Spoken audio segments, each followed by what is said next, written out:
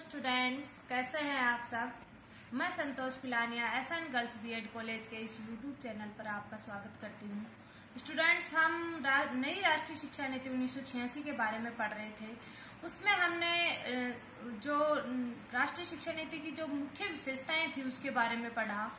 आज हम इसके जो 12 भागों में इसको विभाजित किया गया था नई राष्ट्रीय शिक्षा नीति को, उसके बारे में जानेंगे, उसके बारे में पढ़ेंगे कि 12 भागों में इसको विभाजित किया गया था। वो 12 भाग कौन से थे, नई राष्ट्रीय शिक्षा नीति को कौन से 12 भागों में विभाजित किया गया था। तो सबसे पहले हम इसकी बात करें, जैसे शिक्षा की भूमिका है। सबसे पहले 12 भागों में आता है शिक्षा की भूमिका। शिक्षा की भूमिका में इन्होंने क्या क्या निर्धारित किया कि क्या क्या होना चाहिए, कि जो कुछ हमने इसमें नया करने का प्रयास किया है या क्या इसमें जोड़ा जाना चाहिए और उसको किस तरह से विधिवत रूप से लागू किया जाना चाहिए, इन सब के बारे में शिक्षा की भूमिका के अंतर्गत कहा गया। तो आज हम इन 12 भागों का विस्तार से थोड़ा अध्ययन करेंगे। तो आप ध्यान से देखें कि ये 12 भाग कौन कौन से थे। इन 12 भागों में जो बातें बताई गई है वो ध्यान में रखने वाली हैं। तो इसमें क्या कहा गया था, नई राष्ट्रीय शिक्षा नीति 1986 को 12 भागों में विभाजित किया गया। यह भारत की ऐसी पहली राष्ट्रीय शिक्षा नीति है जिसमें उसके कार्यान्वयन की पूरी योजना प्रस्तुत की गई है और साथ ही साथ पर्याप्त संसाधन भी जुटाए गए हैं। तो पहली जो बात है वो है शिक्षा की भूमिका। वही है, शिक्षा की भूमिका में क्या क्या होना चाहिए, जैसे नया परिवर्तन क्या जोड़ा गया है, उसको किस तरह से लागू करना है। फिर दूसरी बात आती है राष्ट्रीय शिक्षा प्रणाली।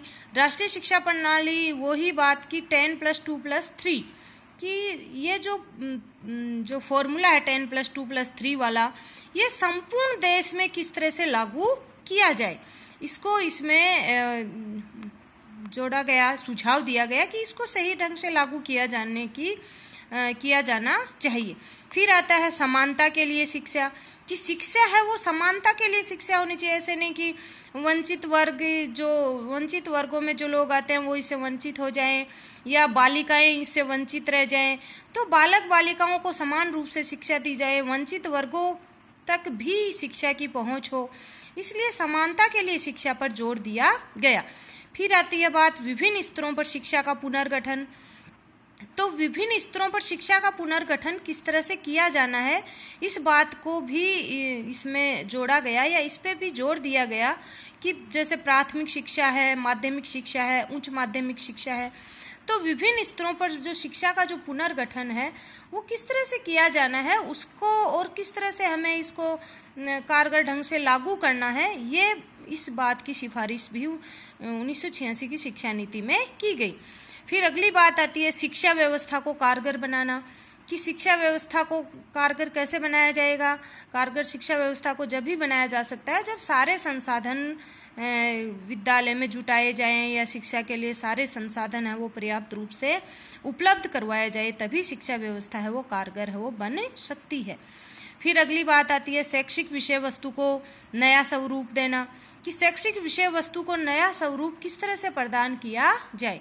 शैक्षिक विषय वस्तु के नए स्वरूप की हम बात करें तो जैसे जो विदेशी लोग हैं या जो भी शिक्षा तक अपनी पहुंच रख रहे हैं या उच्च शिक्षा से जो जुड़े हुए थे, उन लोगों से ये राय मांगी गई कि शैक्षिक विषय वस्तु को नया रूप किस तरह से दिया जाए।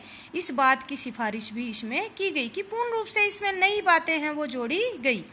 इसके बाद आता है उच्च शिक्षा, कि उच्च शिक्षा पर भी जोर दिया जाए, उच्च शिक्षा के बारे में भी बात की जाए और उसको भी विधिवत रूप से लागू किया जाए। फिर आता है तकनीकी व प्रबंध शिक्षा। ये जो बात है तकनीकी व प्रबंध शिक्षा वाली, ये बात ध्यान देने वाली बात ये है इसमें कि सबसे पहले 1986 की शिक्षा नीति में तकनीकी शिक्षा यानी कंप्यूटर शिक्षा की बात कही गई थी। हालांकि वो फिर लागू नहीं हुआ या जो भी इन्होंने शुरुआत करने का प्रयास किया उसको पूर्ण रूप से ढंग से लागू नहीं किया गया, लेकिन कंप्यूटर शिक्षा को 1986 की शिक्षा नीति में प्रारंभ किया गया था। और जब वो सही ढंग से लागू नहीं हो पाई तो ये एक इसका दोष भी बन जाता है कि तकनीकी जो शिक्षा है उसको सही ढंग से ये लागू नहीं कर पाई, क्योंकि इसमें थोड़ी सी दिक्कत आई कि टीचर कहाँ से लाए जाएं, इतने सारे कंप्यूटर कहाँ से उपलब्ध हों। तो इन सारी कमियों के कारण ये इसका एक दोष रहा। उसके बाद आती है बात शिक्षक शिक्षा की, कि शिक्षक शिक्षा यानी शिक्षकों को भी प्रशिक्षण दिया जाना चाहिए, इसकी भी व्यवस्था की जानी चाहिए। तो शिक्षक शिक्षा में इन्होंने, जैसे हम बात करते हैं कि डाइट आपने नाम सुना होगा, DIET, डाइट, डिस्ट्रिक्ट जो institute of district institute education training, district institute education training जो है, उसकी डाइट की बात इसमें कही गई। और इसमें जो है वो था कि प्राइमरी स्कूल के जो शिक्षक हैं उनको ट्रेनिंग इसमें दी जाएगी। प्राइमरी स्कूल के शिक्षकों को डाइट के तहत है वो प्रशिक्षण की व्यवस्था है वो की जाएगी। तो ये इसमें आता है शिक्षक शिक्षा में। तो इसकी शुरुआत कब की गई? 1988 में की गई। डाइट की शुरुआत 1988 में की गई। और ये किसके लिए थी? शिक्षक शिक्षा के लिए। शिक्षक शिक्षा में किसके लिए? प्राइमरी शिक्षकों के लिए। ये बात हमको ध्यान में रखनी है।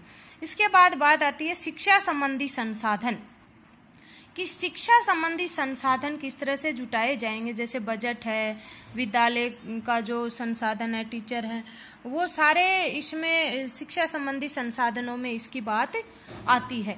और इसके बाद बात आती है समीक्षा, कि जो इसकी समीक्षा है वो की जानी है, कि हमने जो ये 12 भागों में इसको विभाजित किया है और इसको 12 भागों में बांटा है, तो अब इसको किस तरह से व्यवस्थित ढंग से कितना लागू कर पाए, कितना सही है, कितना गलत है, इन सारी बातों की समीक्षा इसमें की गई।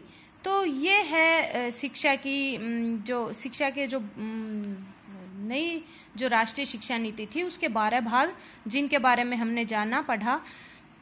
अब हम बात करते हैं इसके बाद जो इसके जो महत्वपूर्ण जो बिंदु हैं, जैसे महत्वपूर्ण तथ्य जिसको हम कह सकते हैं, उन महत्वपूर्ण तथ्यों में हम बात करते हैं कि 1986 की शिक्षा नीति में कौन कौन से महत्वपूर्ण तथ्य हैं उनको जोड़ा गया था, या क्या महत्वपूर्ण ऐसे तथ्य थे जिन पे जोर दिया गया, क्या कॉन्सेप्ट थे जिनको लागू किया गया। ये बातें हम इसमें एक बार बात करते हैं हम इसके बारे में, कि जो 10+2+3 है ये कहाँ से लागू हो पाया। इसकी बात तो कोठारी आयोग में भी कर ली गई थी, तो इसको लागू क्यों नहीं किया? क्योंकि लागू इसलिए नहीं है क्योंकि आयोग ने अपनी सिफारिशें सुझाव दे दिए, लेकिन उसको सही ढंग से लागू नहीं किया गया। तो अब 1986 की शिक्षा नीति में उसे लागू करने का पूर्ण प्रयास किया गया। 10+2+3 इस शिक्षा संरचना की सिफारिश 1964 में की गई। यह सही तरीके से लागू नहीं हो पाया था, क्योंकि 1964 में ही इसकी सिफारिश हो गई, लेकिन सही तरीके से लागू नहीं हो पाया। अब 1986 में इसको सही तरीके से लागू किया गया। नवोदय विद्यालयों की बात किसमें की गई? नवोदय विद्यालयों की बात भी राष्ट्रीय शिक्षा नीति 1986 में की गई। और इसमें कहा गया कि हमने इसके बारे में पहले बात भी की थी कि निर्धन बच्चों हेतु 75%, जैसे गांव के जो बच्चे हैं और जो प्रतिभाशाली हैं उनके लिए 75% सीटें हैं वो आरक्षित हैं, स्थान है वो सुरक्षित है। और क्योंकि इसमें आवासीय जो व्यवस्था है वो की जाती है नवोदय विद्यालयों में, इसलिए उनके लिए कोई परेशानी भी नहीं होगी। और अनुसूचित जाति के लिए 15% सीटें आरक्षित हैं। अनुसूचित जनजाति के लिए 7% जो सीटें हैं वो आरक्षित हैं, यानी 7% सीट अनुसूचित जनजाति के लिए आरक्षित की गई। इस तरह से सबके लिए जो सीटें हैं उनका निर्धारण है वो अलग अलग कर दिया गया। इसके बाद बात आती है कि अगली ऐसी कौन सी बात थी, वो थी विद्यालय संकुल, स्कूल ग्रुप, जिसको कहा जाता है कि माध्यमिक विद्यालय संगठित होकर एक समूह का निर्माण करते हैं। जैसे एक जो उच्च माध्यमिक विद्यालय है और उसके आसपास छोटे जो प्राइमरी विद्यालय, उच्च प्राथमिक विद्यालय, वो बहुत सारे 6-7 विद्यालय भी उसमें हो सकते हैं। तो उस जो बड़ा विद्यालय है या जो उच्च माध्यमिक विद्यालय है उसके अंडर में फिर कितने और विद्यालय काम करते हैं, उनका एक ग्रुप होता है और उस ग्रुप में जो बड़ा होता है उसकी बात छोटे छोटे जो है उनको माननी पड़ती है। इस तरह की व्यवस्था इसमें विद्यालय संकुल में की गई। इसमें ये जैसे चाहे तो इनको जो भी मूलभूत सुविधाएं हैं, जो आवश्यकताएं हैं, उनकी पूर्ति या तो सरकार करे, सरकार नहीं करती है तो जो जहाँ पे विद्यालय हैं उनके जो भामाशाह हैं वो भी इसमें अपना योगदान दे सकते हैं।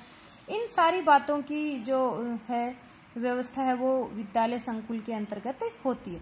इसके बाद हम बात करते हैं सर्व शिक्षा अभियान की। तो सर्व शिक्षा अभियान नवंबर 2000 में भारत सरकार ने देश के सभी बच्चों को प्राथमिक शिक्षा सुलभ कराने के उद्देश्य से सर्व शिक्षा अभियान की शुरुआत की। और ये इस कॉन्सेप्ट की बात कौन सी नीति में की गई? तो राष्ट्रीय शिक्षा नीति 1986 में की गई। तो अब हम ये जो बातें हैं इनको आपको ध्यान में रखनी है। जैसे हम जो महत्वपूर्ण तथ्य आज हमने बात की 10+2+3 ये कहाँ से इसको लिया, तो सही ढंग से लागू किया गया 1986 से। नवोदय विद्यालय है, तो नवोदय विद्यालय की जो अवधारणा है वो कहाँ से आई? नवोदय विद्यालयों की अवधारणा भी कहाँ से आई है? राष्ट्रीय शिक्षा नीति 1986 से। और विद्यालय संकुल की जो योजना है वो कहाँ से आई? तो विद्यालय संकुल यानी स्कूल ग्रुप की बात भी राष्ट्रीय शिक्षा नीति 1986 में की गई। और इस सर्व शिक्षा अभियान का कॉन्सेप्ट कहाँ से आया? ये भी राष्ट्रीय शिक्षा नीति 1986 में आया। और नवंबर 2000 में भारत सरकार ने देश के सभी बच्चों को प्राथमिक शिक्षा सुलभ कराने के उद्देश्य से सर्व शिक्षा अभियान की शुरुआत है वो की। तो इसकी बात कब किसमें की गई? जो नई शिक्षा नीति है 1986 उसमें की गई है। इसकी बात सर्व शिक्षा अभियान का जो कॉन्सेप्ट है जो नवंबर 2000 में लागू किया गया था उसकी बात भी राष्ट्रीय शिक्षा नीति में की गई थी। ऑपरेशन ब्लैक बोर्ड योजना, इसकी बात हमने कर ली थी कि देश के सभी प्राथमिक विद्यालयों को जो न्यूनतम सुविधाएं हैं वो प्रदान करने के लिए या उपलब्ध कराने के लिए ऑपरेशन ब्लैक बोर्ड की जो योजना है उसकी शुरुआत की गई थी 1987 में। इसमें क्या होना चाहिए? कम से कम 2 शिक्षक होने चाहिए, 2 कमरे होने चाहिए, एक बरामदा होना चाहिए।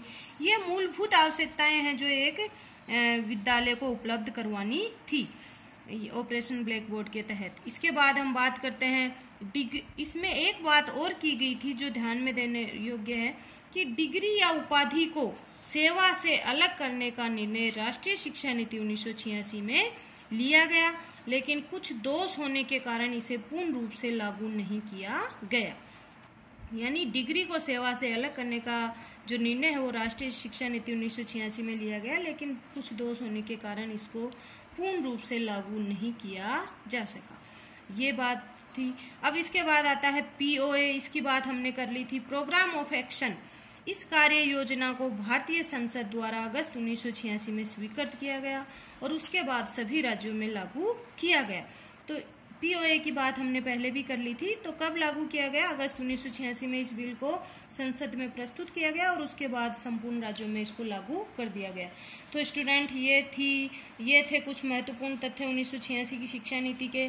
तो हमने इसकी विशेषताएं, इसके 12 भाग, इन सब के बारे में अध्ययन कर लिया है और जो मेरे हिसाब से जो भी महत्वपूर्ण बातें थी वो सब हमने इसके अंतर्गत पढ़ ली हैं। तो आपको समझ में आया होगा। धन्यवाद।